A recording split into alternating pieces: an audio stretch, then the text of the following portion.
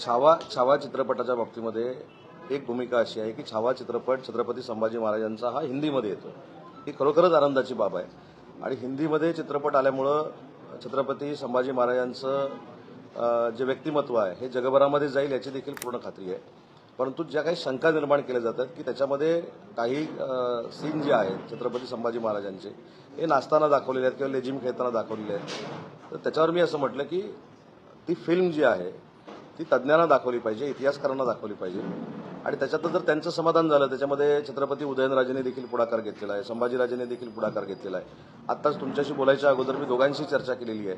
तर त्यांचं देखील हेच म्हणणं आहे की आक्षेपार्ह जर काय असेल तर दिग्दर्शकांनी आणि निर्मात्यांनी ते काढून टाकलं पाहिजे. त्या पद्धतीनं दोघांचीही दिग्दर्शकांशी आणि निर्मात्यांची चर्चा झालेली आहे. त्यांनी देखील मोठ्या मनानं सांगितलंय की छत्रपती संभाजी महाराजांच्या बद्दलचा हा जो चित्रपट आहे हा त्यांनी देखील कोट्यावधी रुपये खर्च करून बनवलेला आहे. त्याच्यामुळे त्यांना कुठेही अडचणीत आणण्याचा कोणाचा उद्देश नाही.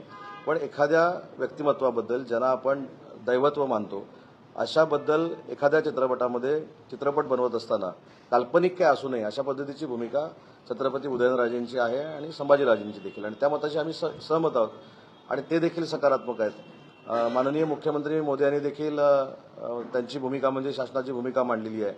आणि शिंदेसाहेबांच्या नेतृत्वाखाली शिवसेना म्हणून आमची भूमिका हीच आहे की जर आक्षेपार्ह काय असेल आणि तज्ज्ञांनी किंवा हे सगळ्या मंडळींनी सांगितलं तर ते डिलीट करून चित्रपट दाखवावा. अख्ख्या चित्रपटावर अन्याय व्हावा ही कोणाचीच आमची भूमिका नाही. आणि निर्मात्यांचं दिग्दर्शकांचं देखील कौतुक केलं पाहिजे की छत्रपती संभाजी महाराजांवर हिंदी चित्रपट काढण्याचं धाडस त्यांनी केलेलं आहे. परंतु नजरचुकीने जर काय झालं असेल तर त्याच्यामध्ये त्यांनी बदल करावा. मला असं वाटतं आज ते राजसाहेबांना देखील भेटलेले आहेत. त्याच्यामुळे कुठच्याही निर्मात्यावर दिग्दर्शकावर आकस ठेवून कोणाची भूमिका नाही. फक्त आक्षेपार्ह काय असेल तर ते बदलावं हीच आमची भूमिका आहे.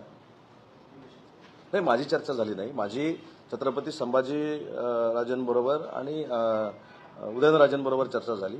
त्यांनी पण सांगितलं की चित्रपट जो काढलेला आहे तो खरोखरच त्या निर्मात्याचं दिग्दर्शकाचं धाडस आहे आणि फक्त नजरचुकीने काही गोष्टी जर घडल्या असतील त्या चित्रपटामध्ये तर त्या फक्त डिलीट कराव्या ही भूमिका आहे प्रत्येकाची.